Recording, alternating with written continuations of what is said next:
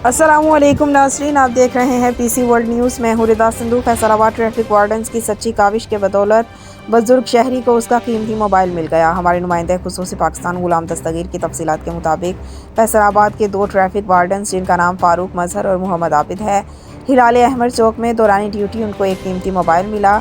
Traffic wardens Farooq मजहर और मोहम्मद आबिद ने mobile मालिक को ढूंढने की कोशिश शुरू कर दी।